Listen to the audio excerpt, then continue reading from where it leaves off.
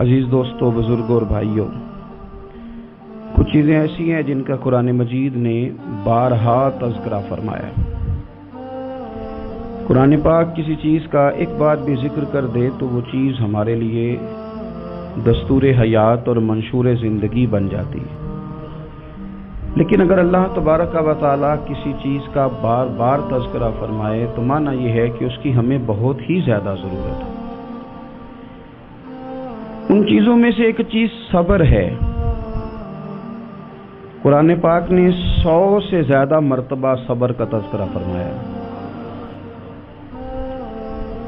اتنی بڑی بات کو سمجھیے گا کہ 100 سے زیادہ مرتبہ قرآن پاک نے تذکرہ کیا ہے صبر کا، اور مختلف انداز میں۔ کہیں فرمایا کہ وَبَشِّرِ الصَّابِرِينَ، اے محبوب صبر کرنے والوں کو خوشخبری سنا دیجیے۔ کہیں فرمایا اِنَّ اللَّهَ مَعَ الصَّابِرِينَ، بے شک اللہ صبر کرنے والوں کے ساتھ۔ تو مختلف انداز میں، مختلف طریقوں سے اللہ تعالیٰ نے صبر کا تذکرہ فرمایا۔ سوسائٹی کے اندر، معاشرے کے اندر اور مسلمانوں کے اخلاقی رویوں کے اندر اگر صبر کو داخل کر لیا جائے تو ہم محسوس کریں گے کہ ہماری زندگی نہ صرف یہ کہ آسان ہو گئی ہے بلکہ محبتوں والی ہو گئی ہے، چاہتوں والی ہو گئی ہے۔ ہمارے رشتے ایک دوسرے سے ٹوٹ نہیں رہے بلکہ بننا شروع ہو گئے۔ تھوڑا سا صبر بہت ساری چیزوں کو ٹوٹنے سے بچا لیتا ہے۔ قرآن مجید کی جو آیت کریمہ میں نے تلاوت کی، یہ سورہ آل عمران کی آخری آیت ہے۔ اللہ تعالیٰ نے فرمایا یا ایھا الذین آمنوا اصبروا وصابروا، اے ایمان والو صبر کرو، صابر بنو۔ اے ایمان والو صبر کرو اور صابر بنو۔ کیا مطلب؟ پہلے صبر کا مطلب یہ ہے کہ اگر تمہیں کوئی ذاتی تکلیف پہنچے تو اس پر صبر کرو۔ وصابروا، اس کا معنی یہ ہے کہ اگر دشمن کے مقابلے میں کسی اور کی طرف سے کوئی تکلیف آئے تو اس پر بھی صبر کرو۔ پھر فرمایا ورابطوا، اور ہمیشہ کمر بستہ رہو، اسلامی سرحدوں کے پہرے دار رہو۔ واتقوا اللہ، اللہ سے ڈرتے رہو۔ لعلکم تفلحون، اس امید پر کہ اللہ تمہیں کامیابی عطا فرما دے، تم فلاح پا جاؤ۔ یا ایھا الذین آمنوا اصبروا وصابروا، اے ایمان والو صبر کرو اور صابر بنو۔ صبر کرو، صابر رہو، یعنی جو ذاتی تکلیف آئے اس پر بھی صبر کرو۔ اور مصابرہ کا معنی سامنے سے آنے والی تکلیف۔ اگر بیماری آ گئی، کوئی پریشانی آ گئی، کہیں کوئی اپنا دنیا سے چلا گیا تو یہ ذاتی تکلیف ہے، اس پر بھی صبر کرنا ہے۔ اور اگر اپنوں نے، بیگانوں نے کوئی تکلیف پہنچا دی، کوئی اذیت دے دی، وہ اذیت کئی صورتوں میں ہو سکتی ہے۔ تانا بھی ایک اذیت ہے، طنز بھی ایک اذیت ہے، کسی شخص کے بارے میں غلط کلمہ کہنا بھی ایک اذیت ہے، اور مقابلے میں کھڑے ہو جانا، لڑائی کرنا، یہ بھی ایک اذیت ہے۔ اس پر بھی صبر کرو۔ ورابطوا، اور اس طرح کرو کہ کمر بستہ رہو، جد و جہد کرتے رہو۔ واتقوا اللہ، اللہ سے ڈرو۔ لعلکم تفلحون، تاکہ تم کامیاب ہو جاؤ۔ صبر جب آپ کرتے ہیں نا، اور صبر کا ارادہ کرتے ہیں تو اللہ تعالیٰ صبر کی توفیق بھی عطا فرماتا ہے۔ ہم نے یہ دیکھا ہے کہ ہمارے پاس نعمتوں کی کمی نہیں، ہمارے فریزر خوراک سے بھرے ہوئے، ہمارے دسترخوانوں پہ انواع و اقسام کی چیزیں چنی ہوئی ہیں، ہماری الماریوں میں کئی ہمارے لباس تیار شدہ لٹکے ہوئے، ہماری جیبوں میں ہماری ضرورت کا سرمایہ اللہ نے ہمیں دے دیا ہے۔ لیکن اس کے باوجود جو لوگ ایک دوسرے سے پیار نہیں کر پا رہے، جو ایک دوسرے کے قریب نہیں جا پا رہے، تو اس کی وجہ یہ ہے کہ صبر نہیں رہا، حوصلہ نہیں رہا، کسی چیز کو برداشت کرنا ہمارے مزاج کا حصہ ہی نہیں رہا۔ اور پھر چونکہ امت مسلمہ نے انقلاب برپا کرنا تھا، دنیا کو پیغام حق دینا تھا، اگر ان کے اندر حوصلہ ہی نہیں ہوگا، اگر انہیں صبر ہی نہیں کرنا آئے گا، استقامت ہی نہیں ہوگی، کہیں رکنا ہی نہیں آئے گا، تو یہ میدانوں کو سر کیسے کریں گے؟ کامیابیاں کیسے ان کا مقدر بنے گی؟ رمضان المبارک میں بھی ماحول یہ ہو کہ افطاری سے 1 گھنٹہ پہلے نظر پوری ٹک جائے گھڑی پہ، اور تھوڑا سا بھی صبر مشکل ہو، اور رمضان المبارک میں سحری کے وقت میں اگر دہی والی دکان پہ بھی جھگڑا ہی ہو رہا ہو، اور شام کو سامان خریدنے میں بھی اگر بحث ہی ہو رہی ہو، تکرار ہو، جھگڑا ہو، تو پھر سیکھا کیا؟ پھر وہ جو ہمیں تربیت دی جا رہی تھی کہ ہم نے صبر کرنا ہے، تو پھر ہم نے اس میں حاصل کیا کیا؟ حدیث پاک سنیں گے، آپ کی طبیعت بڑی ٹھنڈی ہوگی۔ میرے نبی پاک صلی اللہ تعالی علیہ وسلم نے ارشاد فرماتے ہیں کہ جو بندہ سوال سے بچنا چاہے گا، ارادہ کرے گا اللہ میں نے کسی سے نہیں مانگنا، فرمایا جو سوال سے بچنا چاہے گا رب اسے سوال سے بچا لے گا، اور جو لوگوں سے بے نیاز ہونا چاہے گا، کہے گا یا اللہ مجھے دنیا داروں کا محتاج نہ بنا، اپنی بارگاہ سے عطا فرما۔ جو لوگوں سے بے نیاز ہونا چاہے گا اللہ لوگوں سے بے نیاز کر دے گا، اور فرمایا جو صبر کا ارادہ کرے گا اللہ اسے صبر کی توفیق بھی عطا فرما دے گا۔ ارادہ تو کرے، پروگرام تو بنائے، توفیق تو اللہ دے گا۔ جو صبر کا ارادہ کرے گا اللہ صبر کی توفیق بھی عطا کر دے گا۔ اور حضور صلی اللہ تعالی علیہ وسلم فرمانے لگے، یاد رکھو کسی بندے کو جو بہترین تحفہ دیا گیا ہے نا، اگر کسی کو کوئی بہترین عطیہ ملا ہے تو پھر اللہ تعالیٰ نے اسے صبر عطا فرمایا ہے۔ یہ بہترین تحفہ ہے، اس سے زندگی سنور جاتی ہے، اس سے انسان باوقار اور مطمئن ہو جاتا ہے، اس سے اس کے شب و روز آسانی سے بیتتے، وہ دنیا کی پک ڈنڈیوں سے آسانی سے گزر کے اللہ کی بارگاہ عالی مرتبت میں سرخرو ہو کر حاضر ہو جاتا ہے۔ لیکن اگر بے حوصلہ ہو، صبر نہ ہو، پھر نقصان روز بروز بڑھتا ہے۔ اور پھر میرے رسول پاک صلی اللہ تعالی علیہ وسلم ارشاد فرماتے ہیں کہ اصل بات یہ ہے کہ اللہ تعالیٰ نہ کسی بندے کا درجہ بلند کرنے کا ارادہ فرماتا ہے، لیکن اس کے اعمال اس طرح کے نہیں ہوتے کہ اس کا درجہ بلند کیا جائے۔ اب رب کیا کرتا ہے، اللہ تعالیٰ اس کو مال کی، جان کی، اولاد کی کسی مشکل میں ڈال دیتا ہے، اس مصیبت پر وہ بندہ صبر کرتا ہے تو اللہ تعالیٰ اس کا درجہ بلند فرما دیتا ہے۔ اعمال اس قابل نہیں تھے کہ درجات بلند ہوں، وہ اعمال کی بنیاد پر نہیں کر سکتا تھا تو اللہ نے کسی مشکل میں ڈال کے نہ اپنے فضل سے درجہ بلند کر دیا۔ اب جو راہ طریقت کا مسافر تھا، جو سلوک کی منازل طے کر رہا تھا، جو اللہ رسول کے قریب جانے چاہ رہا تھا، اس کے لیے کتنی آسانی ہو گئی کہ مجاہدہ تو زیادہ نہ کر سکا، کثرت سے نفلی صوم و صلات کا بندوبست تو نہ کر سکا، تھوڑا سا صبر کیا، رب نے اپنا اور اپنے محبوب کا قرب عطا فرما دیا۔ تو یہ تو آپ صبر کرنے کے لیے جب نکلے ہیں تو آپ نے تو رب رسول کو پا لیا۔ یہ صبر تو وہ والا سفر ہے جس کی جو منزل ہے وہ اللہ رسول کا قرب ہے۔ ہم لوگ تھوڑی تھوڑی باتوں میں حوصلہ ہار جاتے ہیں، صبر چھوڑ جاتے ہیں، پریشانی بڑھ جاتی ہے، پتہ نہیں ایسے محسوس ہوتا ہے کہ جیسے یہی بندہ دنیا کا سب سے دکھی بندہ ہے۔ تو ایک تو یہ کہ ذاتی حیثیت سے صبر کرے، ایک یہ کہ پھر دشمن کا جب مقابلہ ہو، آمن نصبرو و صابرو، آپ کا جب مقابلہ سامنے کسی کے ساتھ ہو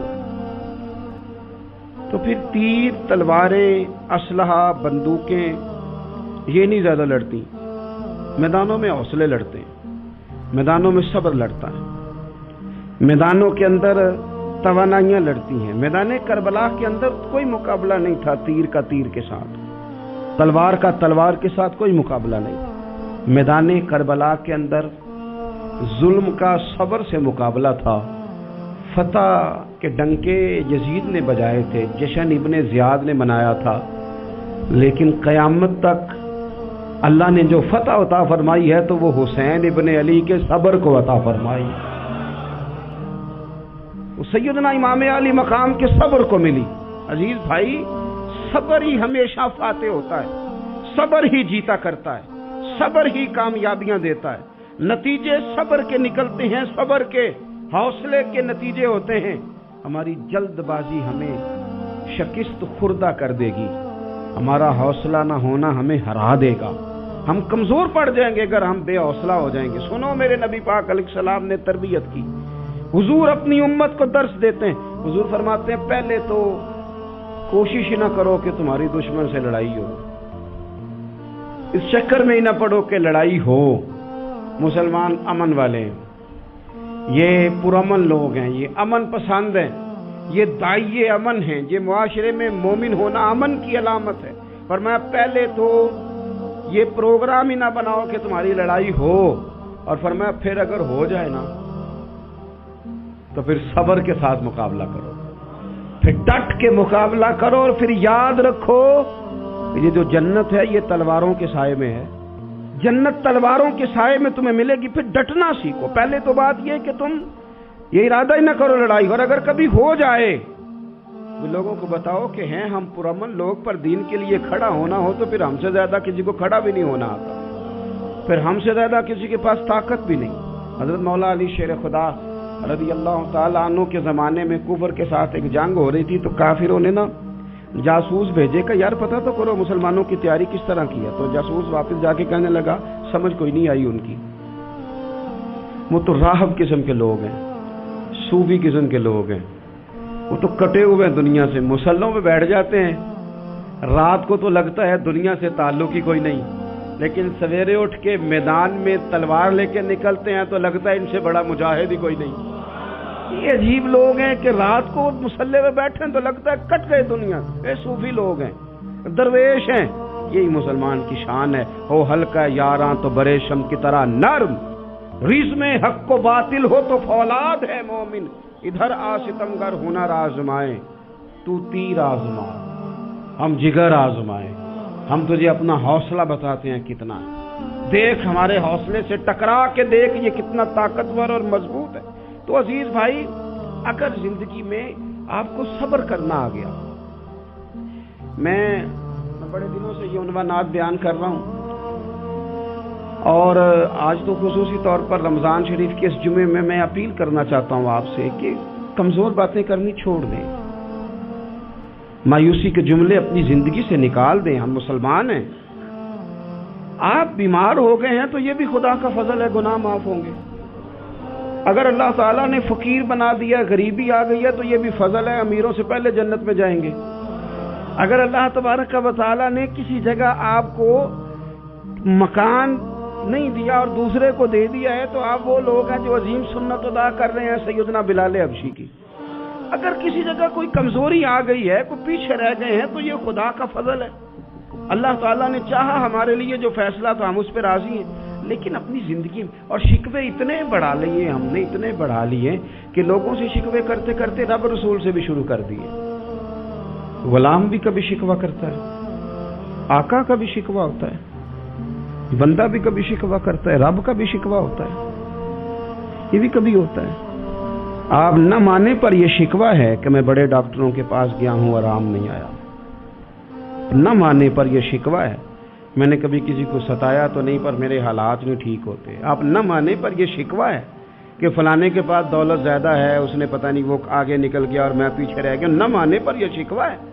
کس سے کر رہے ہو؟ رب رسول سے۔ او آس بولے تے او دی مہربانی، اساں تے لاڈ ہی لڈاونے نے۔ کس سے شکوہ کر رہے ہو؟ خدا کے بندو، غلام غلامی کرتے ہیں تو شکوے کرتے ہیں کوئی؟ حضرت ام سلمہ رضی اللہ تعالیٰ عنہ، شوہر کا نام ہے ابو سلمہ، بیٹے کا نام ہے سلمہ، کہتی ہیں میں، میرا شوہر، میرا بیٹا، تینوں، چھوٹا بیٹا میرا، ہم نکلے مکہ مکرمہ سے مدینہ طیبہ جانے کے لیے۔ ایک کی بیٹا ہے، خاندان جمع ہے، شوہر کی گود میں بیٹا، اونٹ کے پیچھے میں۔ فرماتی ہیں مدینے کی سرحد آ گئی تو میرے میکے والے آ گئے، کہنے لگے ابو سلمہ نہیں لے جانے دیں گے مدینے اپنی بیٹی کو۔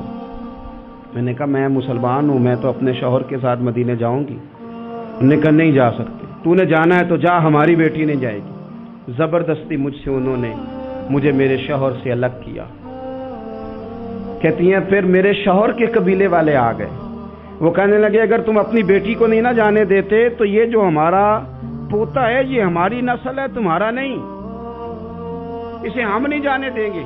وہ بچہ اپنی طرف کھینچتے تھے، میں اپنی طرف کھینچتی تھی، مدینے کی سرحد پہ۔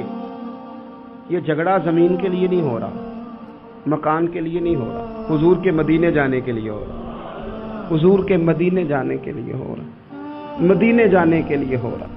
لنگ کئی مہینے تے برس گئے تے تیری دید نو دیدے ہی ترس گئے، उन्होंने बच्चा खींचा, मैंने अपनी तरफ खींचा, मेरे बच्चे का बाजू उतर गया। फरमाती हैं मेरे शौहर मदीने चले गए, बेटा मेरा मेरे ससुराल वाले ले गए, मुझे मेके वाले ले गए। आज भी कुछ सियाने बंदे कहते हैं इसको निकाल दो और बच्चे छीन लो। उनका भी ख्याल था कि बेटा ले जाएंगे ना तो अबू सलमा भी मदीने से वापस आ जाएगा, ये भी वापस आ जाएगी। और यार इतना बड़ा भी जालिम कोई नहीं होगा जो माँ बाप से बच्चे जुदा करे। फरमाती हैं कि वो ले गए छीन के, मैं मेके चली गई। लोग रोटी खाते थे, मेरे हलक से नहीं गुजरती थी। ज़माना सोया करता था, मैं सो नहीं पाती थी। बेटा कहाँ, शौहर कहाँ, मैं कहाँ। उम्मे सलमा कितनी देर तकलीफ काटी। जनाब उम्मे सलमा कहने लगी लोगों 1-2 दिन नहीं पूरा साल बीत गया, पूरा साल। पर जे सोना ही मेरे दुख विच राज, जे सोना ही मारो मारो मैनू मार मुकाओ, मैं कोई उजर ना पेश ले आवा, और जे सोना ही मेरे दुख विच राजी, फिर सुख नू चुल्हे डावा। फरमाया साल बीत गया, लोग सुबह उठ के काम काज पे लग जाते, कपड़े बदलते, ड्यूटियां करते, और मैं सवेरे उठ के उस जगह आ जाती जहां मेरा शौहर और मेरा बेटा बिछड़ा था। मैं सारा दिन रोती, आहुजारी करती, हुजूर के मदीने की तरफ मुंह करके मैं तड़पती। साल बीत गया, साल, एक हफ्ता नहीं निकलता बच्चों के बगैर। बड़े बड़े सियाने लोग परदेश जाते हैं तो बच्चों की फोटो देख देख के रोते हैं, लेकिन कहती है माँ थी, बेटा बिछड़ा और फिर बेटा बीमार हो और माँ से जुदा हो, कितनी तकलीफ का मंजर है। आप फरमाती हैं कि 1 साल बीत गया और मैंने किसी की मिन्नत नहीं की, मैंने कोई शिकवा नहीं किया, इसलिए कि जिस हाल में रब रसूल रखे। ये हौसला, ये सब्र, ये तवानाई 1 साल के बाद मेरे चचा का बेटा मेरे पास से गुजरा, तड़पते देख कर कहने लगा मेरी बहन तू सारा दिन रोती रहती है। तो मैंने कहा भाई तुम्हें क्या बताऊं, इसका शौहर चला जाए, बेटा जुदा हो जाए, वो क्या करेगी। फरमाते उसने जाके मेरे बाप से, अपने वाली से, मेरे खानदान वालों से कहा इसकी सजा कब खत्म होगी। इस गरीबनी का कसूर ये है कि ये मदीने वाले का कलमा पढ़ती है, इसकी गलती ये है कि ये मुसलमान हो गई है, दीन हक कबूल कर लिया, क्यों नहीं तुम ख्याल करते। कहते उनके दिल नरम हुए, वो रजामंद हुए मुझे मदीने जाने। पर उसने कोशिश की मेरे ससुराल पैगाम भेजे, कब बस करो, और बच्चा तो चिड़िया का जुदा हो जाए तो वह तड़पा करती है, और तुमने एक जीती जागती माँ का बेटा जुदा किया है। वो भी नरम हुए, रब ने असबाब बनाए, मेरा बेटा मुझे मिला। कहने लगे तू रह जा। मैंने कहा नहीं, तुम मुसलमान नहीं हो, तुम्हें पता नहीं ना, मैं यहाँ नहीं रह सकती, मुझे मदीने ही जाना है। अकेली इतना सफर, जंगलों का रास्ता, पहाड़ी रास्ता तय कर लोगी। मैंने कहा मैं कर लूंगी। जिन्हों वेख के ठर दियां अखियां ने, जिन्हों वेख के ठर दा सीना है। रब्बा तेरी सारी खुदाई च एक ही ते शहर मदीना है। कहती मैं ऊंट पे बैठी, बेटा मैंने गोद में बिठा लिया, मैं सफर करने लगी, पर दिल में खटका था कि इतना लंबा सफर, बेटा छोटा है, कैसे करूंगी। कहते मुझे उस्मान बिन तला मिल गए, कहने लगे कहाँ जा रही हो बहन। मैंने कहा मदीने। कहने अकेले जाओगी। मैंने कहा जाना तो है ना, कोई साथ चले न चले, पर शहर रसूल तो जाना है ना। आप फरमाती है मैंने उस्मान बिन तलहा से नेक बंदा कोई नहीं देखा, मेरे ऊंट की लगाम थाम ली। जब मुझे ऊंट पे बिठाते थे ना, ऊंट बिठा के चले जाते थे, मैं बैठ जाती थी तो आके लगाम थामते थे। जब कहीं मुझे उतारते थे तो ऊंट बिठा के चले जाते थे, मैं उतर जाती थी तो ऊंट को बांधते थे। सोना होता था तो ऊंट बिठा देते, मैं उतर जाती, वो दूर जाके लेट जाते। फरमाती थी फिर मेरे लिए मेरे रब ने असबाब पैदा किए और मैं मदीना पहुंची, मैं शौहर से मिली, और लोगों मेरे नसीब देखो, मैं रहने कहाँ लगी, हुजूर के मदीने में, शहर रसूल में, शहर पाए नजर होश में आ, ये कुव्वे नबी है। मैं हुजूर के हरम की जमीन और कदम रख के चलना, अरे सर का मौका है ओ जाने वाले, मदीने के खित्ते खुदा तुझको रखे, गरीबों फकीरों के ठहराने वाले। कहती है मैं वहां बसने लगी। आप फरमाती है मुसलमानों, शायद मुझसे ज्यादा तकलीफ किसी ने न सही हो, पर देखो 1 साल पूरा मैं तकलीफ में रही, और जब मेरा सब्र साल को पहुंचा, सब्र की उम्र 1 साल हुई, तो फिर रब ने बंदोबस्त किया, پھر میرے گھر والے بھی نرم ہو گئے، سسرال والے بھی نرم ہو گئے، رب نے میرے آنے جانے کے لیے ایک بندے کا بندوبست بھی فرما دیا، پھر میرا شوہر تک بھی میں پہنچ گئی، مجھے مدینہ الرسول بھی نصیب ہوا۔ 1 سال میں نے صبر کیا تھا، رب نے مجھے مستقل مدینے کا ٹھکانہ عطا فرما دیا۔ لیکن جو بندہ صبر ہی نہ کر پائے، جو صبر ہی نہ، جو کہ جی بڑی دور سے آیا ہوں، بڑی دیر ہو گئی، بڑا ٹائم ہو گیا، کب جا کے مسئلہ حل ہوگا، وہ جو آپ نے بتایا تھا وہ تعویذ کب اثر کرے گا، وہ دعا کب قبول ہوگی، وہ فلانا معاملہ کب، بھئی یہ ڈیٹ تو آپ کو رب رسول ہی دے سکتے ہیں، بندہ تو کوئی اطلاع ہی دے گا، پیغام ہی دے گا، دعا ہی کرے گا۔ اگر زندگی میں حوصلہ ہی نہیں ہوگا، اگر آپ کو یہ قرار ہی نہیں آئے گا، ٹھہرنا ہی نہیں آئے گا کسی میدان میں، دیکھیں کچھ ایسی اذیتیں ہوتی ہیں جو اذیت ناک ہوتی ہیں، لیکن اگر غلامی میں آ جائے نا آپ تو وہ اذیت ناک نہیں ہوتی، اس چبن میں مزہ آنے لگتا ہے۔ کئی درد بھی مزیدار ہوتے ہیں، کئی درد بھی، کبھی زخم ٹھیک ہونے پہ آ جائے نا تو اسے چھیڑو تو مزہ آتا ہے، اس لیے کہ کچھ درد بھی مزیدار ہوتے ہیں۔ آتش سے کسی نے کہا تو روتا بڑا ہے، اس نے کہا محبوب کی یاد میں تڑپتا ہوں، ابھی تو ایک دل ہے، میرے تو خواہش تھی کبھی 2 ہوتے نا تو صحیح کر کے تڑپتا، رب نے دل ایک بنایا، کہتا وہ مزہ دیا ہے تڑپ نے کہ میری آرزو ہے یا رب میرے دونوں پہلوؤں میں دل بے قرار ہوتا۔ درد میں بھی مزہ ہے، پر شرط یہ ہے کہ لوگ درد میں بھی جینا سیکھیں۔ ہم نہ آرام میں جینا چاہتے ہیں، پنکھے کے نیچے جینا چاہتے ہیں، کاش کہ ہمیں صحرا میں بھی نیند کا مزہ لینے کا طریقہ آئے، پھر زندگی کے سارے راستے آسان ہیں، پھر اقرا بھی مشکل نہیں۔ لیکن چونکہ حوصلہ نہیں، صبر نہیں، وہ والا قرار نہیں جو ایک مسلمان سے رب رسول کا مطالبہ ہے۔ حدیبیہ کے موقع پہ نا نبی پاک صلی اللہ علیہ وسلم نے جو شرطیں کافروں کے ساتھ طے کی تھی نا، حضور نے نور بصیرت سے کی تھی نا، تو انہی شرطوں نے پھر فتح کے باب کھول دیے۔ ان فتحنا لک فتحا مبینا۔ ایک شرط یہ تھی کہ اگر کوئی مسلمان مدینے سے مکے آئے گا تو مکے والے واپس نہیں کریں گے، رکھ لیں گے۔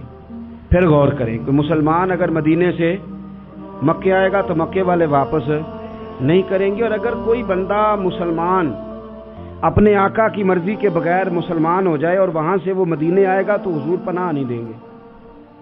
تو میرے بھائی، محبوب کی طرف سے آنے والا نہ صرف سوکھ ہی نہیں قبول کرنا چاہیے، دکھ بھی قبول کرنا چاہیے، دکھ بھی قبول کرنا چاہیے۔ ہمارا یہ مسئلہ ہے کہ ہم نہ میٹھی میٹھی کے قائل ہیں، کڑوی کڑوی کے قائل نہیں۔ اگر وہ کبھی دکھ دے نا تو محبوب کا دکھ بھی سکھ سمجھ کے قبول کرو۔ ہاں اس کی طرف سے کانٹا ہے کبھی تو اسے پھول سمجھ کے قبول کرو، وہ چبھے گا نہیں، انشاءاللہ مزہ ہی دے گا، وہ قبول تو کرو نا۔ تو اب حضرت ابو بصیر رضی اللہ تعالیٰ عنہ ایک صحابی تھے، ایک تو حضرت ابو جندل رضی اللہ تعالیٰ عنہ تھے نا، تو وہ تو حدیبیہ میں آ گئے، حضور مجھے لے جائیں، تو نبی پاک نے فرمایا میں نے وعدہ کر لیا ہے، ان کو بھی حضور نے واپس بھیج دیا۔ اور یہ بیچارے نا اپنے آقا کی جیل توڑ کے مکے سے بھاگ کے مدینے آئے، یا رسول اللہ مجھے قبول کر لے، میں بھاگ آیا ہوں، وہ بڑا ظلم کرتے ہیں، مارتے ہیں، تکلیف دیتے ہیں۔ وہ آئے تو ادھر سے نا اس کے مالک نے 1-2 بندے بھی بھیج دیے رکا دے کے کہ یا رسول اللہ آپ کا تو وعدہ تھا کہ آپ بندہ رکھیں گے نہیں۔ یہ آئے اور رکا بھی آ گیا۔ اب ذرا منظر کو سمجھے، ہمارا تو یہ مسئلہ ہے کہ کہتے ہیں کہ میری 99 باتیں مانی ہیں، ایک نہیں مانی، لہذا میرا تعلق ہی کوئی نہیں۔ لیکن یہاں کیا کیفیت ہے؟ بندہ رو رہا ہے، تڑپ رہا ہے، حضور میں مار سے بچتا ہوا آیا ہوں، جیل توڑ کے آیا ہوں، مجھے قبول کر لیں۔ ادھر رکا آ گیا کہ آپ کا وعدہ تھا رکھیں گے نہیں۔ اب یہ کتنا مشکل مسئلہ ہے، لیکن رسول پاک علیہ الصلوۃ والسلام نے فرمایا ابو بصیر میں نے وعدہ کیا یار تجھے واپس جانا پڑے گا۔ اوئے ہوئے ہوئے، لوگ تو کہتے ہیں نا کہ وہ پیر صاحب نے کہا تھا تو میرا کام نہیں ہوا، لہذا میری بیعت ہی گئی، چھٹی ہو گئی، ماحول ہی بڑا عجیب ہے۔ حضور نے فرمایا واپس جا، لیکن جے کر یار دے نام دا ملے مینا، پھر انہوں چولی پا لئیے مینے نو پنجے سٹیے نہ، جے کر یار دے نام دا، سامنے والے نے تانا سمجھ کے دیا تھا پر یار کے نام کا تھا نا، اس نے کہا لا صحیح سونے کے نام کا ہے نا، تانا ہوا تو کیا ہوا، جے کر یار دے نام دا ملے مینا، انہوں چولی پا لئیے پنجے سٹیے نہ، تے جے کر یار دے نام دی ملے سولی پھر جھوٹا جھوٹ لئیے تے پیچھے ہٹیے نہ، جھوٹا جھوٹ لئیے۔ اب لکھنے والے کا بھی اپنا انداز ہے نا، کہتے ہیں یہ بھی میرے لیے جھولا ہی ہے، یہ بھی آرام کی جگہ ہی ہے، جھوٹا جھوٹ لئیے تے پیچھے ہٹیے نہ۔ حضرت ابو بصیر رضی اللہ تعالیٰ عنہ سے حضور نے فرمایا واپس جانا ہے، کہ سونے ٹھیک ہے، کوئی شکوہ نہیں، کوئی گلہ نہیں، یہ بھی میرے محبوب کا حکم ہی ہے۔ اور کیا بات ہے، میرے نبی وعدوں کے پکے ہیں، کیا بات ہے، حضور نے جو کہا کر کے دکھایا۔ کہتے ہیں میں واپس جا رہا تھا، ایک دو بندے ساتھ تھے، جب مدینے کی حد گزر گئی نا، حضور نے تو کہا تھا نا مدینے میں پناہ نہیں دینی، تو میں نے اس سے کہا یار تلوار بڑی سونی ہے، ذرا دکھانا۔ اس نے دکھائی تو ایک کی میں نے گردن کاٹ دی، دوسرا ویسے ہی بھاگ گیا، اور بھاگ کے حضور کے پاس آیا، جی اس نے تو مار دیا ہے۔ تو سرکار فرمانے لگے میں نے تو وعدہ پورا کیا تھا نا، تم سے نہیں سنبھالا گیا تو معاملہ تمہارا ہے۔ اب حضرت ابو بصیر رضی اللہ تعالیٰ نے واپس آئے، عرض کی حضور اب میرے لیے کیا حکم ہے؟ حضور نے فرمایا میاں حکم وہی ہے، مدینے میں ہم نہیں رکھ سکتے، تم مدینے میں صحابہ تھے نا، حضور کی باتوں سے خوشبو لیتے تھے، مدینے میں نہیں رکھ سکتے۔ حضرت ابو بصیر کہتے ہیں میں مدینے کی سرحد سے نکل گیا، اس جگہ چلا گیا جو نہ مکے کی ریاست میں تھا نہ مدینے کی، ایک مقام ایس تھا جہاں میٹھے پانی کے کنویں تھے، وہاں رہنے لگا۔ حضرت ابو جندل کو پتا چلا کہ ایک نیا ٹھکانہ بن گیا، وہ بھی جیل توڑ کے آ گئے، 70 بندے آ گئے، وہاں سے قافلے گزرتے تھے کافروں کے، یہ بھی مسلمانوں کو تنگ کرتے تھے، اگر مکے سے کوئی قافلہ گزرتا تھا تو ہم نے بھی ان کو پکڑا، کافر کا مال مال غنیمت اسباب بن گیا۔ اور وہ جب قافلہ لے کے آتے تھے تو ڈرے ہوتے تھے، اور ان کو تو ستایا تھا نا، کہتے ہمیں ستایا بڑا تھا، ہم تو انقلابی بن گئے، ہم تو رکھ لیتے نا، بڑی منت کرتے، بڑی جان مشکل سے چھڑاتے، 70 بندے ہو گئے، پھر 300 ہو گئے۔ تب وہ بصیر کہتے ہیں دنیا مدینے جاتی تھی لیکن ہم تڑپتے تھے، ہم تڑپتے تھے، روت لنگ گئی پھر باہر آ گئی، تے چٹھیاں مدینے آئیاں نہیں، ہم تڑپتے تھے کہ یار کوئی موقع ملے، روز رات کو روتے تڑپتے۔ 300 انقلابیوں کا جتھا صبر سے بیٹھا ہے مدینے کی سرحد پہ، اندر آنے کی اجازت نہیں، پر غلامی میں روز اضافہ ہو رہا۔ صبر دیکھو، غلامی میں روز اضافہ ہوتا ہے۔ تنگ آ گئے کافر، پہلے بڑی ڈینگیں مارتے تھے کہ دیکھو ہم نے کیسی شرط منوائی ہے، کیسی شرط منوائی ہے کہ ان کا بندہ آئے گا تو ہم واپس نہیں کریں گے، ہمارا جائے گا تو انہیں کرنا پڑے گا۔ پھر اتنے تنگ آئے کہ خود آ کے کہنے لگے حضور مہربانی کریں یہ شرط تو ختم کریں، اور ان 300 کو تو مدینے بلائیں، مہربانی فرمائیں۔ حضور بڑے خوش ہوئے، آج غلاموں کے نام پیغام لکھا، غلاموں کے نام پیغام لکھا، چٹھی لکھی حضور نے۔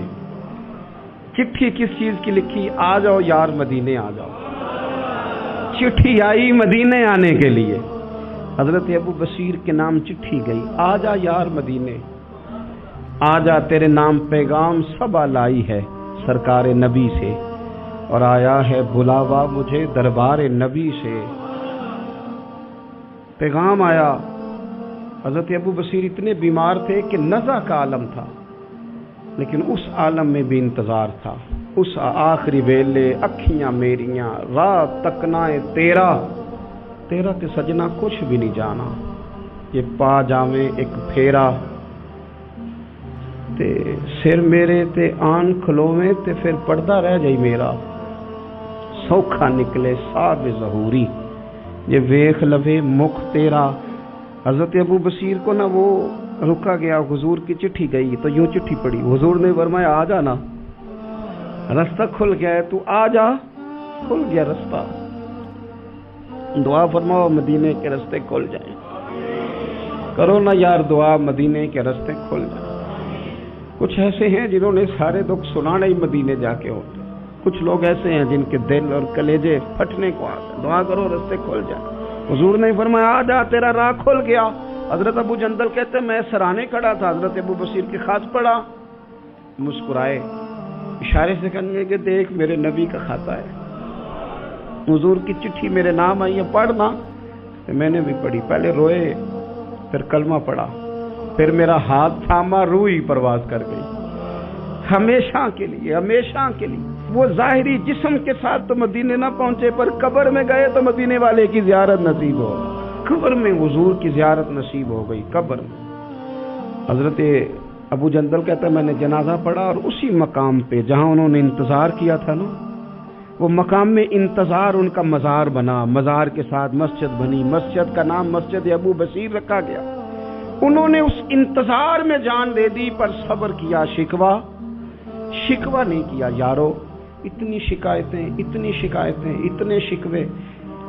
ایک بات میرا اور کرنے کو دل کر رہا ہے۔ ایک صحابی تھے حضرت عاصم بن ثابت رضی اللہ تعالیٰ عنہ، جنگ احد میں نا حضور کے ہاتھ پہ موت کی بیعت کی، جنگ احد میں بیعت کی، سونیا تیرے نام پہ مرنا، ڈٹ کے لڑے۔ سلافہ بن سعد کے 2 بیٹے بدر میں قتل کیے انہوں نے۔ اس نے قسم کھائی کہ معاذ اللہ میں ان کا سر منگا کے تو ان کی کھوپڑی میں شراب پیوں گی۔ سلافہ بن سعد نے یہ قسم کھائی کہ میرے 2 بیٹے قتل کیے ہیں، میں ان کی کھوپڑی میں شراب پیوں گی معاذ اللہ۔ ایک قبیلہ غزیل تھا، انہوں نے احد کے بعد حضور سے کہا کچھ قاری ہمیں دے دیں، ہم نے قرآن سیکھنا ہے۔ تو نبی پاک نے کچھ بندے بھیجے تو عاصم بن ثابت کو بھی بھیجا، لیکن انہوں نے دھوکہ کیا، وہاں جا کے ان کو گرفتار کر لیا۔ جب گرفتار کر کے مکے والوں کے ہاتھ بیچنے لگے تو حضرت عاصم بن ثابت نے تلوار نکال لی، فرمانے لگے میں کافر کا قیدی ہو کے جینے سے بہتر ہے شہادت کی موت مر جاؤں۔ کافروں کا قیدی لڑے اور فرمانے لگے میرے کمان میں تیر باقی ہے، میں لڑوں گا اور اتنا لڑوں گا کہ تمہیں پتہ چلے گا مجھے لڑنا آتا ہے۔ اور فرمایا میں صبر کروں گا اور صبر کر کے دکھاؤں گا، میں ڈٹوں گا اور تمہیں ڈٹ کے۔ اکیلا بندہ میدان میں ڈٹ گیا، اکیلا۔ جب تیر ختم ہو گئے تو پھر نیزہ نکال دیا۔ یہ بات آپ کو اس لیے سمجھا رہا ہوں کہ کچھ لوگ کہتے ہیں جی میں اکیلا کیا کروں، تو یہ آخر میں یاد رکھیں کہ صبر آپ نے کرنا ہے چاہے اکیلے بھی رہ جائیں، حوصلہ کرنا ہے چاہے اکیلے بھی رہ جائیں۔ اکیلے لڑے، تیر ختم ہو گئے تو نیزہ نکال لیا، خوب لڑے۔ اب اس نے قسم کھائی تھی کہ میں نے ان کی کھوپڑی پہ معاذ اللہ کھوپڑی منگانی ہے، سر منگانا ہے، اور یہ جو لے جا رہے تھے دھوکے کے ساتھ یہ بھی بیچنے لے جا رہے تھے۔ تو جب تھک گئے نا اور چاروں جانب سے جسم میں تیر پیوست ہو گئے تو دعا مانگی، اکیلا بندہ اور صبر کا مقام، دعا مانگی، کہا اے اللہ میں نے آخری دم تک تیرے دین کی حفاظت کی ہے، اب تو میرے جسم کی حفاظت کرنا، ان کے ہتھے نہ چڑھ جائے میرا جسم۔ حضرت عاصم بن ثابت رضی اللہ تعالیٰ عنہ شہید ہو گئے۔ کافر قریب گئے جسم پکڑنے کے لیے، گرفتار کرنے کے لیے، سر کاٹنے کے لیے، تو شہد کی مکھیاں آ گئی، پورے جسم پہ قبضہ کر لیا۔ قریب جاتے تو مکھیاں لڑتی، کہنے لگے پیچھے ہٹ جاؤ، شام ہوگی نا توڑ جائیں گی، پھر ہم سر کاٹ لیں گے۔ شام تک چاروں جانب بیٹھے رہے، نہ کوئی ہوا آئی، نہ کوئی بادل برسا، نہ کوئی طوفان آیا۔ شام کو انہوں نے اٹھانا تھا، ایک ریلا آیا پانی کا اور جناب عاصم بن ثابت کی لاش مبارک کو بہا کے لے گیا۔